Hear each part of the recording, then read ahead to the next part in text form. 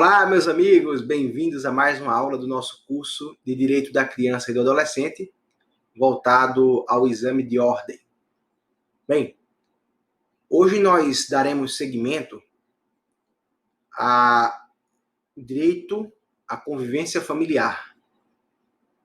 Nós tivemos a oportunidade de conversarmos sobre os direitos fundamentais da criança e do adolescente, capitulados no ECA, Estatuto da Criança. Falamos do direito à convivência familiar, direito este que é tratado como uma verdadeira pedra de toque dentro do sistema estatutário, porque o legislador considera a família como a célula necessária à sadia formação de qualquer indivíduo, como o locus, o lugar em que a pessoa consegue desenvolver plenamente as suas potencialidades. Por isso é que talvez seja este o direito mais longa, detida e carinhosamente tratado pelo legislador estatutário. Mas hoje, meus amigos, eu quero avançar no estudo desse direito para tratar não apenas de questões conceituais, mas trazer a vocês a noção de colocação em família substituta. Quando nós estudamos o direito à convivência familiar, apresentamos para vocês a tipologia das famílias no ECA. Ou seja, a família natural ou nuclear, que é composta pelos pais e filhos, a família extensa ou ampliada, que é integrada por aqueles parentes próximos com os quais a criança mantém vínculos de afinidade e afetividade. Aí você tem os avós, os tios, primos. Agora, cuidado. Família extensa não é só sangue, né? Família extensa é composta por parentesco, mas, o principal de tudo, afetividade. E a terceira modalidade de família é a família substituta. O que é que distingue a família substituta das demais? É que a família substituta, amigos, é constituída por meio de decisão judicial. Então, nós não temos aqui um vínculo natural. O vínculo que se forma com a família substituta é o vínculo legal, tá? O vínculo legal é artificial. Por quê? Porque ele demanda judicialização. Ele demanda a atuação do Poder Judiciário. Tá bom? Claro, o vínculo de afeto é um vínculo espontâneo, mas o vínculo jurídico decorre de decisão judicial. Então, a família substituta é constituída por meio de decisões. Tá bom?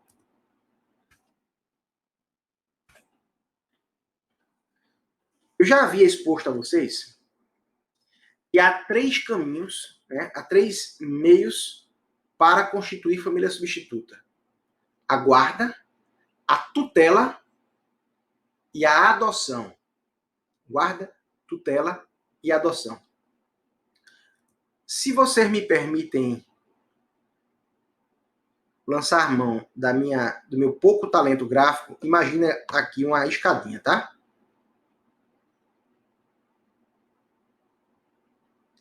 Essa escada não necessariamente vai ser percorrida por todas as famílias, não, tá? Não há obrigatoriedade de percorrer todos os 3 degraus, não. Eu ilustro com essa escada só para a gente entender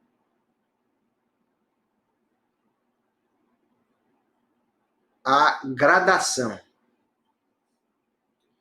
Aqui nessa nossa tentativa de escadinha, eu escalonei a guarda, a tutela e a adoção. Esse escalonamento é de complexidade, da mais simples para a mais complexa modalidade de colocação em família substituta.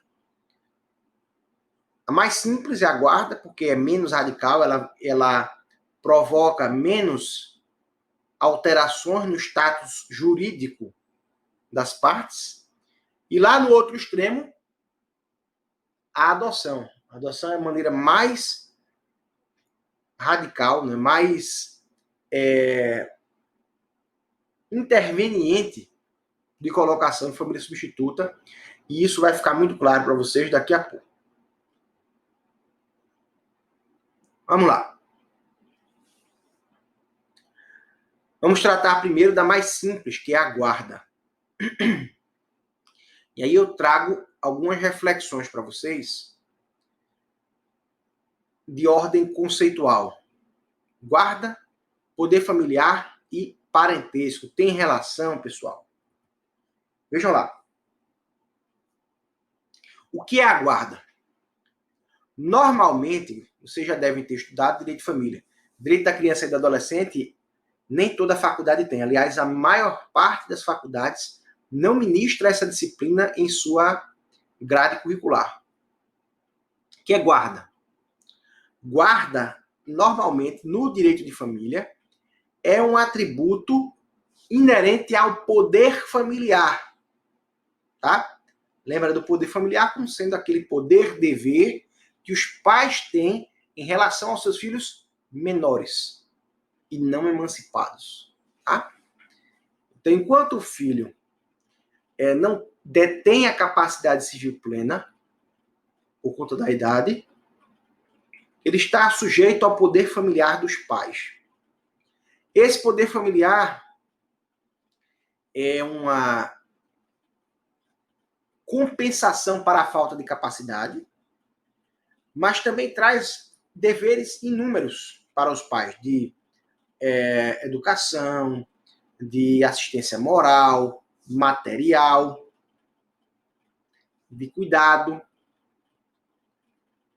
Então, a guarda, o parentesco, o poder familiar, ele tem esse atributo de suprir a incapacidade, mas também de cuidado. Este dever de cuidado é tipo de quê? De guarda. Né? Então, normalmente, vou voltar lá para nossa tentativa de quadro.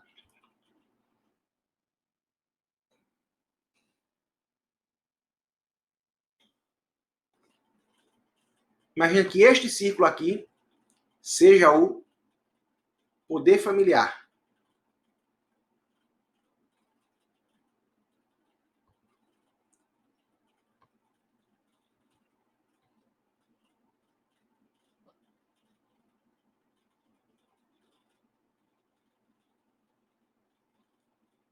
E esse círculo menor do meio seja a guarda. Então, a guarda, normalmente, é um atributo inerente ao próprio poder familiar. Os pais, simplesmente pelo fato de serem pais de uma criança ou de um adolescente, possuem poder familiar e, dentro desse poder familiar, a guarda. A guarda, portanto, é um elemento presente no poder familiar, inerente ao poder familiar. Muito embora,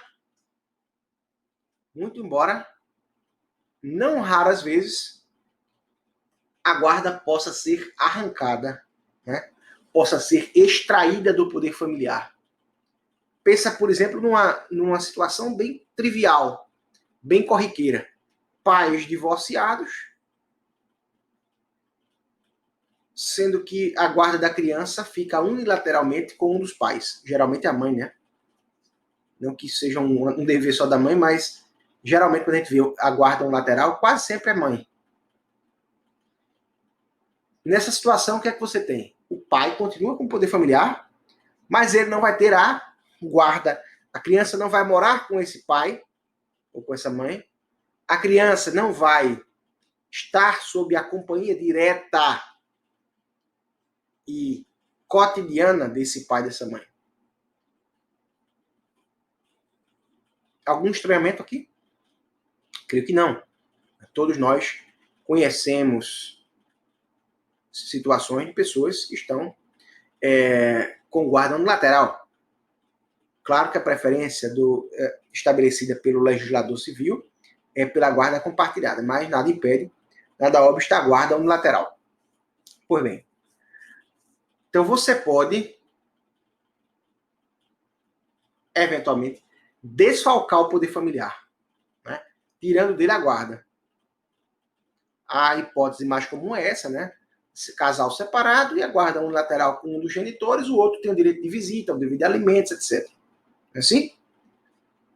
Essa guarda aparece no ECA, tá? Só que ela aparece no ECA como um meio de colocação em família substituta, que é uma medida de proteção, tá? Colocação em família substituta como medida de proteção. Então, se é medida de proteção, se a colocação em família substituta, eu estou presumindo o quê?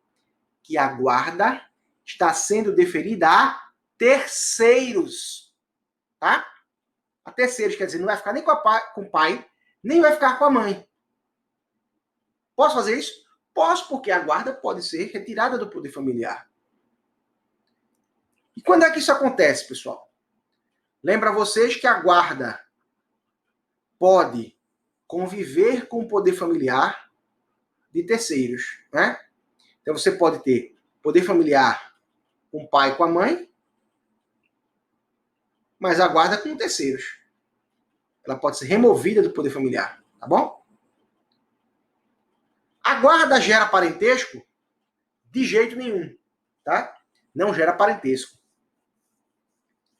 Então, de maneira geral, olha, guarda é atributo do poder familiar, como eu disse a vocês, e as disputas envolvendo guarda, só como elemento do poder familiar, guarda disputada pelos pais, é matéria de direito de família e, portanto, competência de vara de família.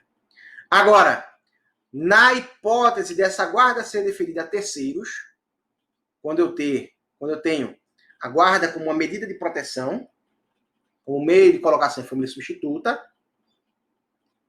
você vai desfalcar o poder familiar dos pais.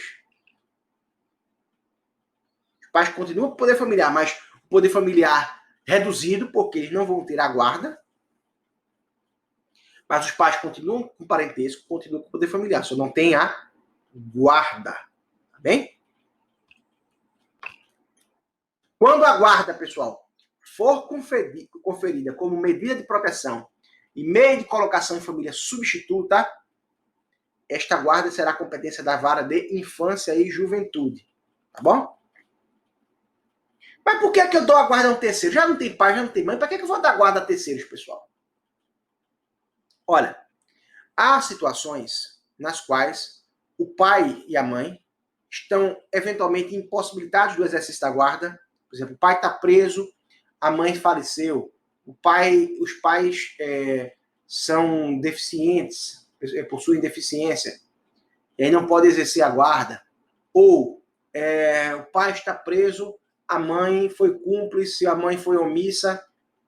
Enfim, pai e mãe não estão aptos moral ou fisicamente ou mentalmente para estarem com as crianças. De maneira que aquelas crianças estão em risco, né? Lembra da situação de risco, da vulnerabilidade? Pois bem, olha ela aqui aparecendo. Tá?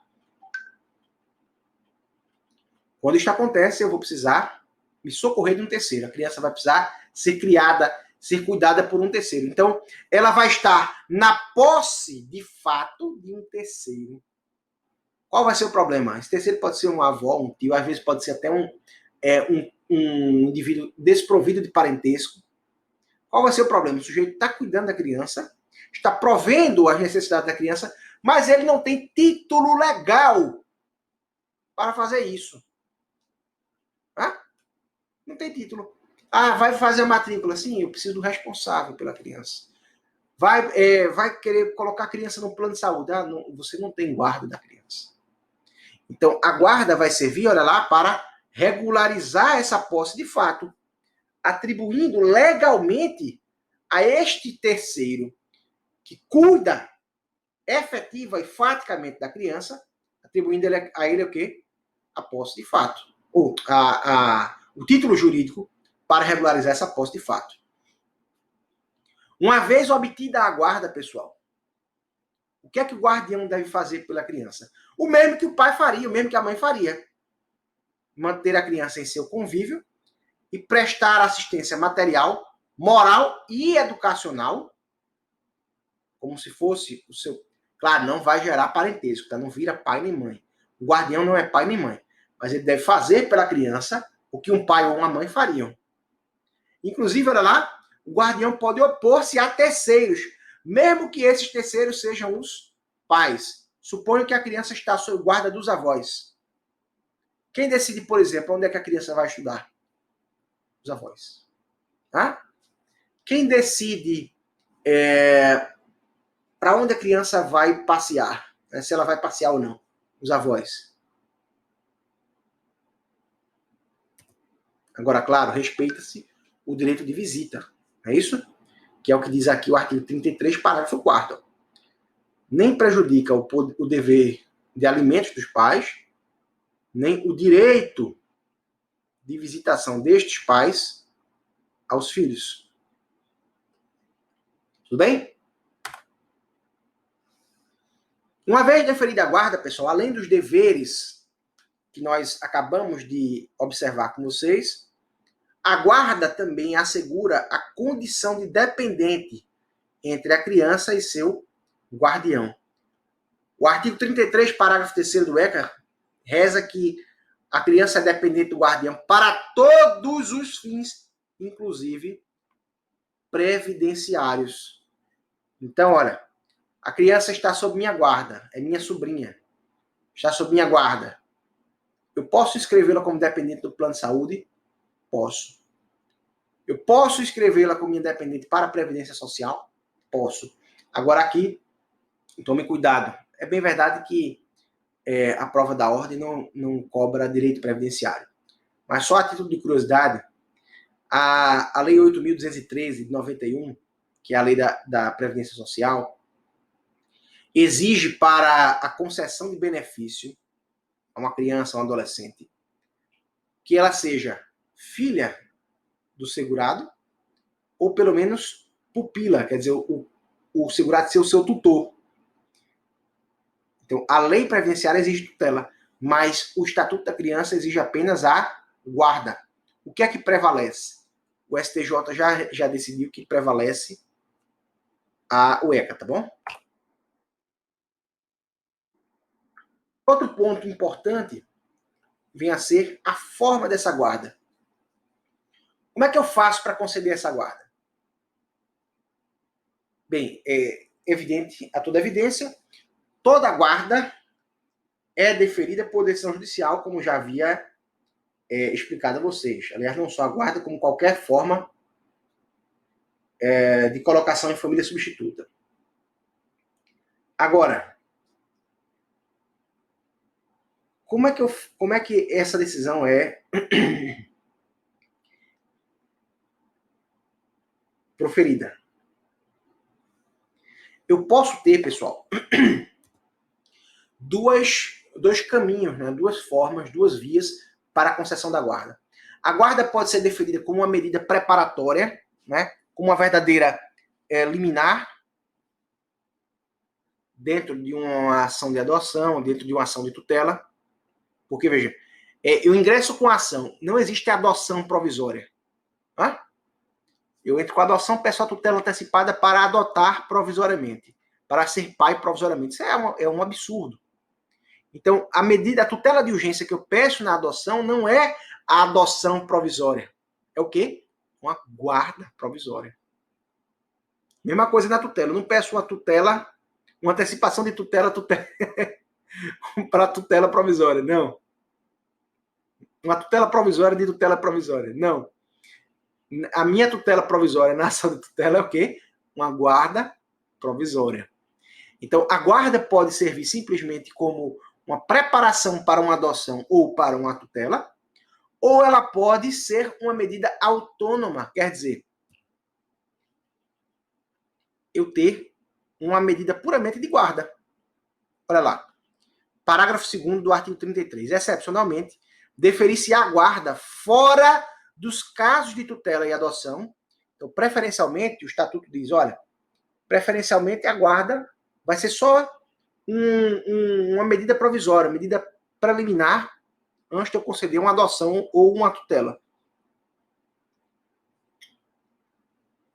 E essa guarda vai atender a situação, nesse caso de ser uma medida fora de tutela ou adoção, atender a situações peculiares ou para suprir a falta eventual dos pais. Olha, os pais estão viajando fora do país. Para a criança não ficar desprotegida, desvalida, dá-se uma guarda para os avós, enquanto os pais retornam. Podendo ser deferido o direito de representação para a prática de atos determinados. Vamos agora tratar, amigos, da tutela. A tutela é o segundo degrau da nossa escadinha, né?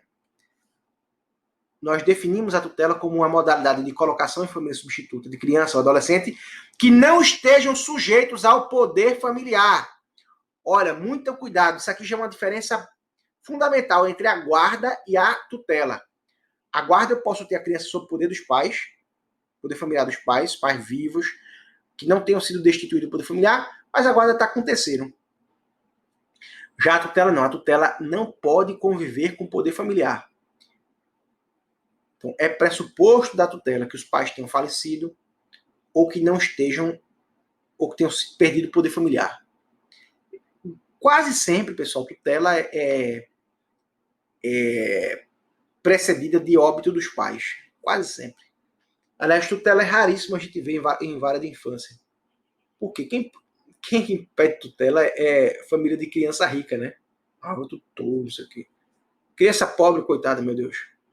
Geralmente fica na guarda um parente, quando tem sorte. Ou quando não, vai ser encaminhada para adoção, né?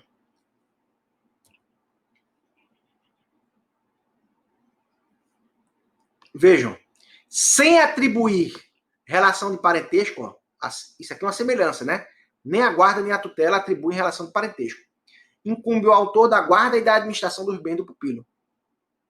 Aí o artigo 36 do ECA, a tutela será deferida nos termos da lei civil à pessoa de até 18 anos incompletos. O deferimento da tutela pressupõe a prévia decretação da perda ou suspensão do poder familiar e implica necessariamente o dever de guarda. Então, olha o que a gente está percebendo.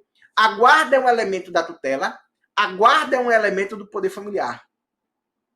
Mas, eventualmente, eu posso ter a guarda convivendo com o poder familiar de terceiros. Né? Característica da tutela. Primeiro, a provisoriedade. Por quê? Mesmo eu dando a tutela em definitivo, a tutela pode ser revogada a qualquer momento. Aliás, tanto a tutela quanto a guarda, tá? Tutela e guarda são ambas revogáveis a qualquer momento, a depender de mudança de variações das circunstâncias fáticas. Mesmo que ela não seja revogada, pessoal, a tutela cessa aos 18 anos. Ou se restabelecido o poder familiar dos pais. Ou ainda se a criança for adotada. Por quê? Em sendo adotada, ela vai ficar sob o poder familiar dos adotantes. Tá bom? Então, se por algum motivo voltar a criança a estar sob o poder familiar, ou se o indivíduo, se o pupilo completar 18 anos, cessa a tutela. Tá bom? Cessa a tutela. Cuidado para não confundir a tutela com a curatela. Curatela não tem nada a ver com colocação em família substituta, tá? É um instituto referente à capacidade civil, não ao poder familiar, não à colocação familiar. Muito embora, olha lá, o tutor possa adotar o seu pupilo, desde que tenha dado conta da administração, que é a administração, pessoal, dos bens, né? O tutor não é o administrador dos bens do pupilo, e saldar o seu alcance. O que é saldar o alcance é pagar os débitos. Outra característica, a tutela é incompatível com o poder familiar. Então, se a criança tiver sob o poder familiar de quem quer que seja, não pode ser colocada em tutela. Isso é uma diferença em relação à guarda, né? Irrelevância para as relações de parentesco. Aqui é igual à guarda.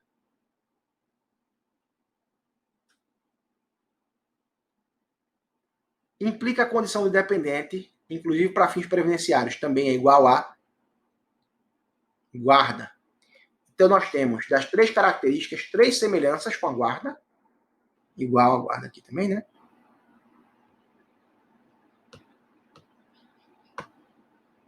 Igual a guarda. A única diferença é essa aqui, ó. A incompatibilidade com o poder familiar.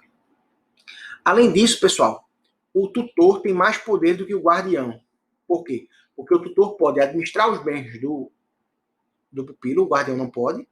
Segundo, o tutor pode autorizar o casamento do adolescente. O guardião não pode. Modalidades de tutela. Testamentária, aquela que é deferida respeitando a declaração de última vontade, né, geralmente no testamento. Muito embora o testamento não seja vinculante para o juiz, se o juiz verificar que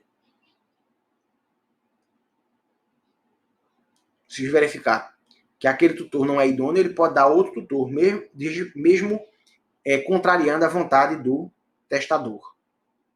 Ok?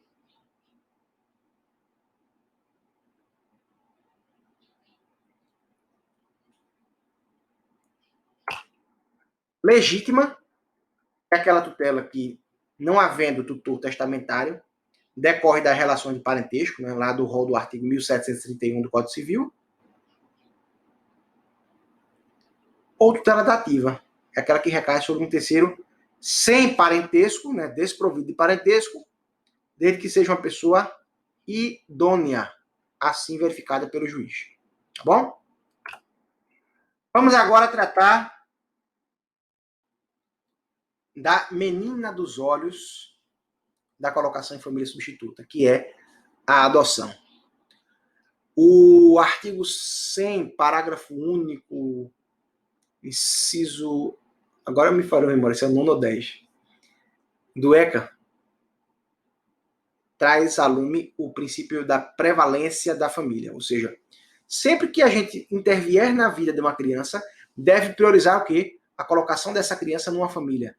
Seja sua família natural, de preferência, ou se não for possível, em 2017, a lei foi alterada e disse assim, se não for possível, numa família adotiva. Antes falava numa família substituta, agora é na família adotiva. Manifestando a clara preferência do legislador entre as modalidades de colocação em família substituta pela adoção. Claro, se a criança não tiver apta à adoção, não vou poder colocá-la, né? Mas a prioridade é a adoção. Se a criança não está sob poder familiar de ninguém, o melhor é que ela seja adotada. Por quê? Porque a adoção, pessoal, é a modalidade de colocação em família substituta que, diferentemente das demais, e de modo excepcional, atribui a condição de filho ao adotando. Então, veja, na guarda eu sou um mero... Na guarda, na tutela, eu sou um mero pupilo. Eu estou ali quebrando um galho, né? Eu estou ali como um apêndice. Eu estou ali até a minha maioridade. A solução, portanto, é provisória. A adoção me dá uma solução definitiva, porque ela gera parentesco. Eu viro filho do adotante. Eu viro neto dos pais do adotante. Eu viro sobrinho dos irmãos do adotante. Então, eu entro naquela família para ficar. Tá? Então, esse parentesco, vejam, implica os mesmos direitos e deveres, inclusive sucessórios, da filiação biológica. E rompe definitivamente todos os vínculos com a família de origem, exceto os impedimentos matrimoniais. Então é por isso, amigos, que eu desenhei aquela escadinha e coloquei a adoção lá no topo, porque ela é a mais radical, ela vai implicar a maior mudança. Eu rompo qualquer vínculo que eu tinha com a minha família biológica, isso em regra, certo? Salvo impedimento matrimonial, para evitar aquelas cenas de novela mexicana, né? Menina é adotada por outra família, aí quando atinge a maioridade, 20 e tantos anos de idade, aí reencontra, sem saber, a sua irmã de sangue, quer se casar, né? Não pode, aí não pode. Então vejam, dessa definição, o que é que a gente pode concluir? via de regra, a adoção também não pode coexistir com o poder familiar dos pais. Então, resumindo, das 3 modalidades de família substituta, só a guarda que pode coexistir com o poder familiar. Não, os pais estão lá com o poder familiar, a guarda está com o terceiro. Tutela, isso não é possível. A adoção, isto, em regra, não é possível. Por que eu falo em regra? 2 motivos. Primeiro, porque existe a hipótese da adoção unilateral. O que é adoção unilateral? Minha esposa tem um filho que só é registrado em nome dela. Eu começo a criar aquele menino, me afeiçoo a ele como se filho fosse, posso adotá-lo. Então, seria absurdo eu apagar o vínculo de parentesco no poder familiar com minha esposa. Ora, ela sempre foi mãe, está lá criando, então eu não vou apagar esse vínculo com a mãe. Eu vou acrescentar o vínculo de pai. Isso é o que nós chamamos de adoção unilateral. O pai, o marido pode adotar o filho da esposa e vice-versa. Ou o companheiro adotar o filho da companheira e vice-versa. Tá bom? Além disso, existe a figura da multiparentalidade, né, que não é muito a praia do exame de ordem cobrar. O que é isso? É o menino ter a sua família biológica e ser adotado por mais uma família. E permanecerem ambos os vínculos. O vínculo biológico e o vínculo socioafetivo. A criança tem mais de uma família.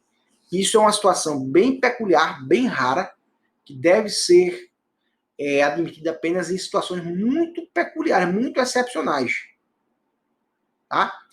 Atinando-se, cuidando-se para verificar que realmente existe um vínculo múltiplo. São múltiplas famílias que têm aquela criança como pertencente àqueles núcleos. Tá bem? Mas é isso, amigos. Estamos encerrando aqui o nosso primeiro bloco. Vamos dar uma pausa aí para o juízo de vocês e para minha garganta. Daqui a pouco a gente volta. Um abraço.